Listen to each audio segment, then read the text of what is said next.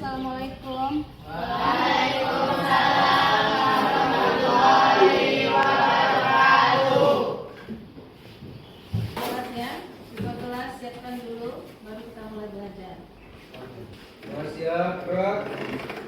Hormat, gerak. Tegak, gerak. Pegang, mulai. Bismillahirrahmanirrahim.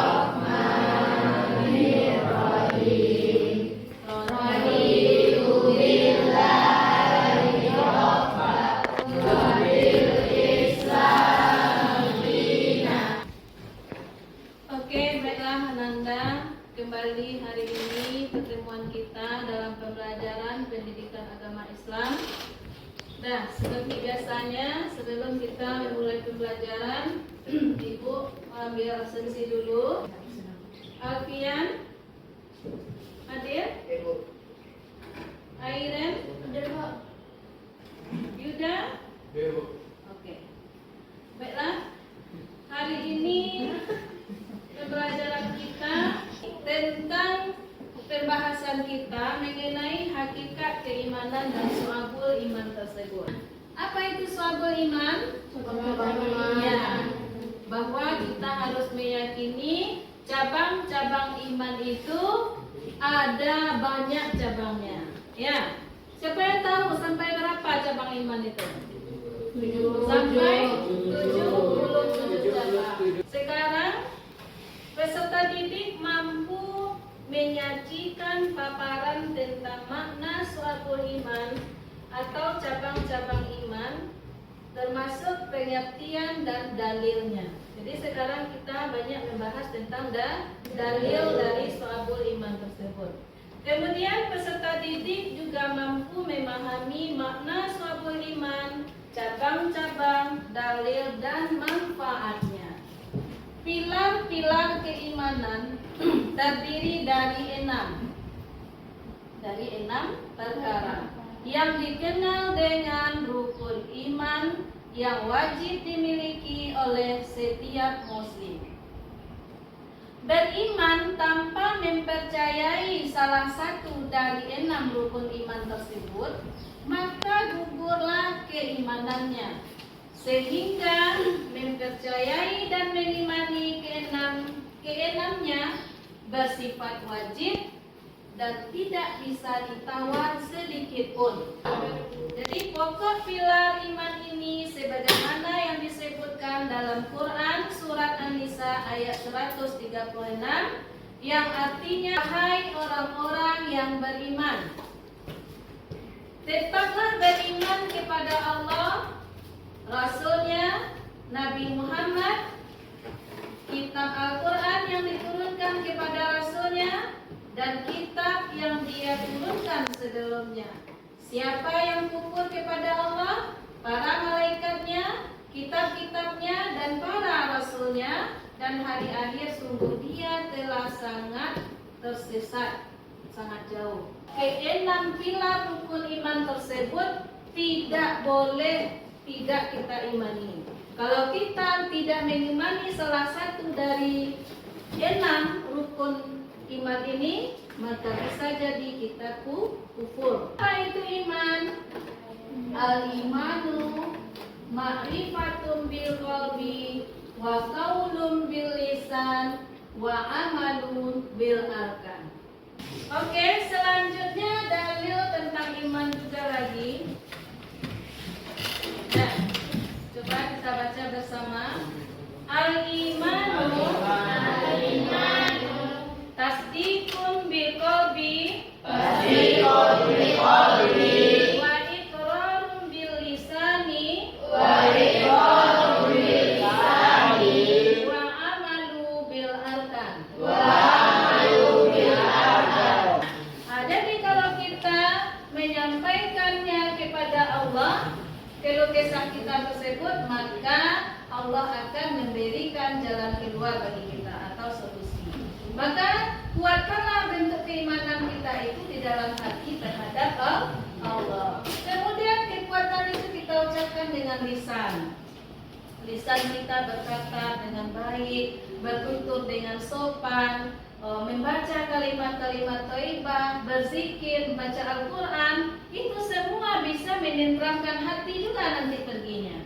Ya, karena dari lisan turun ke hati. Kemudian diwujudkanlah sesuai dengan perbuatan. Apa bentuk perbuatan kita tadi? Amal soleh yang kita lakukan. Apakah kita itu rajin sholat? Apakah kita rajin bersedekah? Apakah kita rajin beribadah lainnya, berzakat, berbuat baik? Itu merupakan perwujudan pengamalan dari iman tersebut. Kemudian masih ada dalil tentang iman. Ini dia. Yusabbitullahu allazina amanu bil qawli sabiti fil hayatid dunya wa fil akhirah. Wa yudillullahu zalimina wa yaf'alullahu ma yasha. Nah, Allah meneguhkan iman orang-orang yang beriman dengan ucapan yang teguh dalam kehidupan di dunia dan di akhirat, dan Allah menyesatkan orang-orang yang zalim, dan Allah berbuat apa yang Dia kehendaki. Kemudian iman yang berkaitan dengan lisan. Ini dia. Coba perhatikan. Lisan orang yang berakal muncul dari balik hati nuraninya. Sehingga ketika ia hendak berbicara, terlebih dahulu ia akan kembali ke hati nuraninya. Apabila berbicaranya itu bermanfaat baginya, maka ia berbicara. Dan apabila dapat berbahaya, maka ia menahan diri. Sementara hati orang yang bodoh terletak pada mulutnya, dan ia berbicara apa saja sesuai yang dia kehendaki. Kemudian cabang iman yang ketiga yang berhubungan dengan perbuatan anggota badan. Nah, ini yang berkaitan dengan anggota badan ada 40 cabang itu. Ya kan? Yang berkaitan dengan hati ada 30 cabang, yang berkaitan dengan lisan ada 7 cabang, yang berkaitan dengan anggota badan ada 40 cabang. Ya, banyak sekali buah-buah keimanan itu yang bisa kita terapkan dalam kehidupan kita. Ananda pergi sekolah, sudah mandi ada nggak berwudu? Kalau kita berwudu, setelah mandi itu berwudu kita, berarti kita selalu bersuci dan mensucikan diri. Itu dia. Oke, sebelum kita lanjut membahas dalil ini, kita lihat video dulu. Keimanan yang disampaikan oleh Ustadz Adi Hidayat. Kita perhatikan sebentar, karena dari sini nanti kita akan menemukan suatu masalah, ya, menemukan satu masalah yang akan kita cari solusinya nanti dari permasalahan tersebut.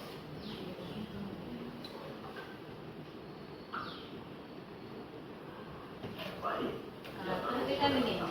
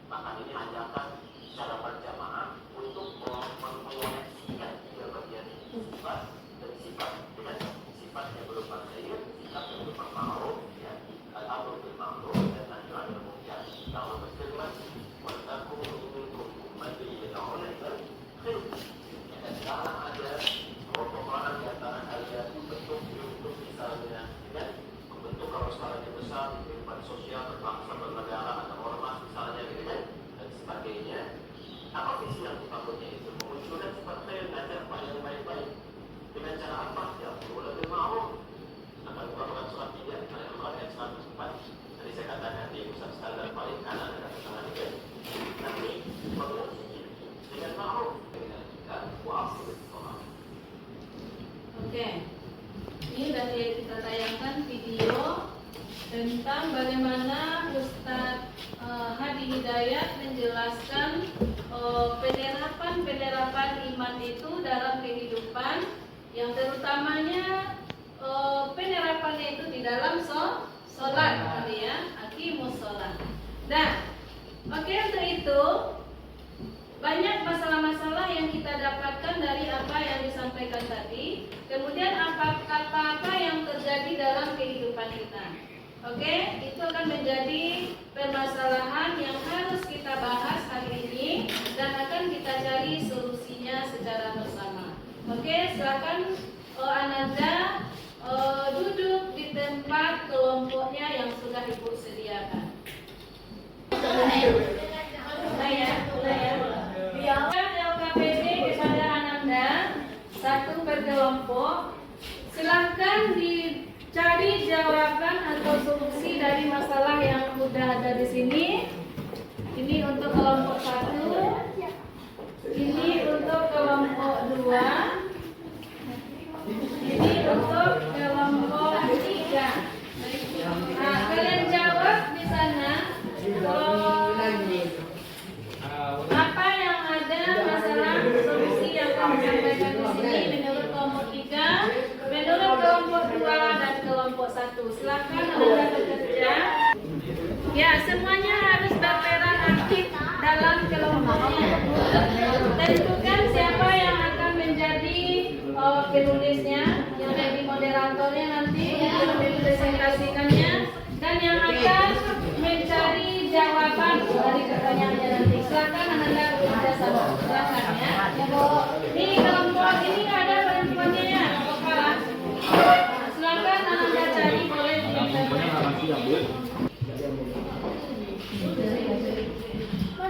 Waktunya diskusi 15 menit ya.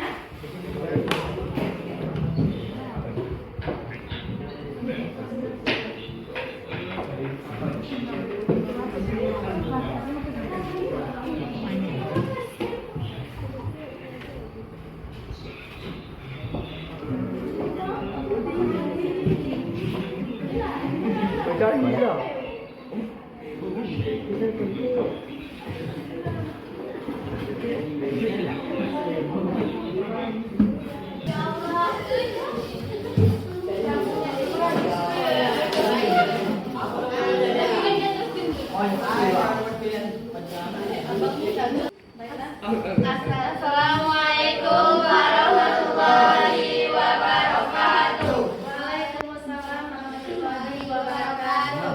Baiklah, kami di sini akan mempresentasikan hasil diskusi kami. Yaitu dijelaskan ada 77 cabang iman yang diulas secara ringkas dan mudah dipahami. Setiap cabang merupakan amalan atau perbuatan yang harus dilakukan oleh orang yang mengakui beriman atau mukmin. 77 cabang itulah yang disebut syu'aibul iman. Bila mana 77 amalan tersebut dilakukan seluruhnya, maka telah sempurnalah imannya. Berikut ibadah harian atau kajian yang dilakukan di sekitar lingkungan tempat tinggal, yaitu yang pertama, sholat tepat waktu, yang kedua, membaca Al-Quran, yang ketiga, membaca kisah para nabi, yang keempat, berbanyak sedekah, yang kelima, berbanyak doa dan mohon ampun kepada Allah Subhanahu wa Ta'ala. Itulah cabang iman yang termasuk dari perbuatan ataupun anggota badan. Itulah hasil diskusi kami. Bila ada salah dan tidaknya kami mohon maaf sebesar-besarnya. Kami akhiri dengan Assalamualaikum warahmatullahi wabarakatuh. Waalaikumsalam warahmatullahi wabarakatuh. Siapa dulu untuk kelompok 1? Oke, lanjut kelompok 2 lagi.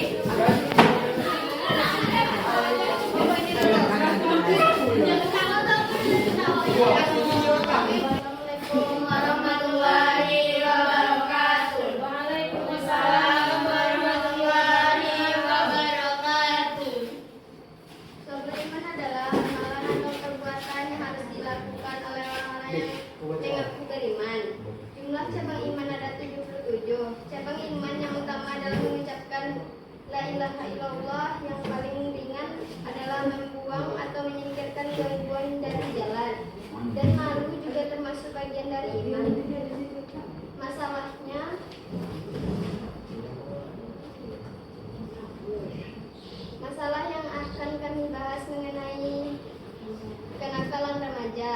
Masalah remaja saat ini seperti bolos sekolah, berkata tidak sopan, tidak menghargai orang yang lebih tua, dan masalah lainnya. Kita dapat mengatasi dengan tindakan pencegahan. Tindakan pencegahannya yaitu orang tua harus mempersiapkan mental anak sejak dini untuk memasuki usia remaja. Tindakan yang kedua, tindakan represif, memberikan hukuman yang sesuai dengan pelanggaran yang dilakukan remaja. Yang ketiga, tindakan kuratif dan rehabilitasi. Tindakan ini dilakukan untuk memperbaiki sikap anak remaja yang nakal. Assalamualaikum warahmatullahi wabarakatuh.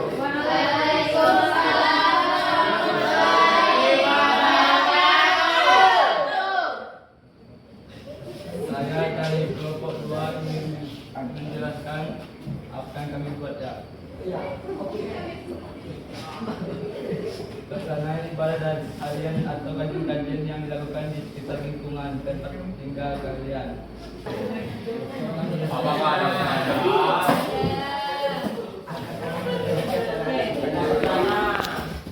Baiklah, kalian kelompok 3 yang bertanya kepada kelompok 2.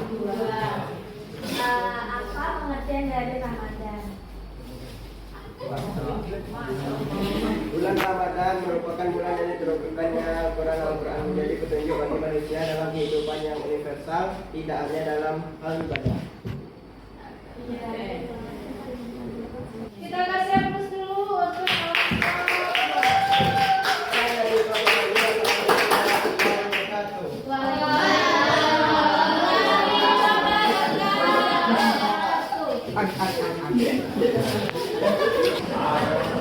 semua berdiri hadap ke depan.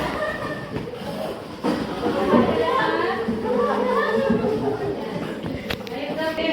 Kita akan tes konsentrasi, ya. Oke, semuanya siap goyang-goyangan dulu, siap. Kalau ada capek lagi, saya capek lagi, bekerja sama, baik semuanya. Nah, yang baik, goyang-goyangkan tangannya. Nah, nanti kalau ibu bilang stop, nanti stop ya. Oke. Oke, masih digoyang-goyangkan tangannya, jari-jarinya masih digoyangkan. Ayo. Ayo, di atas ya. Yuda, goyang ke atas. Goyang-goyangkan ini ya. Oke. Oke, stop. Ayo, sudah bilang stop, dia masih goyang. Ya. Oke, kita ulang lagi. Ayo, digoyang-goyangkan lagi. Masih goyang-goyangkan. Ayo pegang dagunya. Ya, dengarkan apa yang ibu ucap. Siap, masih digoyang-goyangkan. Oke. Pegang telinga. Oke, masih konsentrasi. Pegang kaki. Oke, konsentrasi. Oke, tangan di atas lagi. Pegang kepala. Oke, masih konsentrasi. Tidak ada yang salah ya. Oke, silakan duduk kembali di tempat.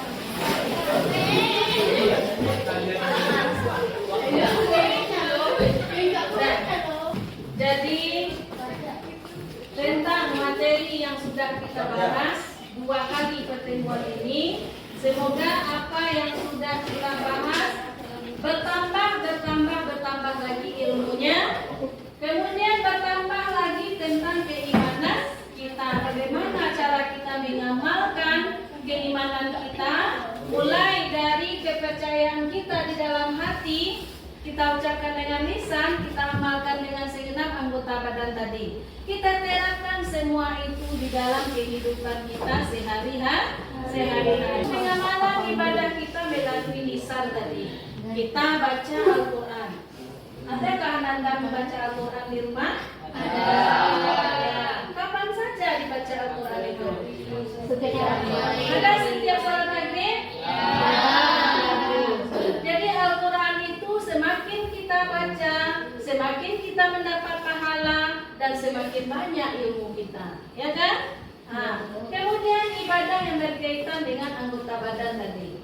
Contohnya tadi ada bersuci kita. Mau sekolah kan kita berwudu dulu, cuci semua anggota wudu kita dulu. Ya. Kemudian setelah itu kita melaksanakan sholat.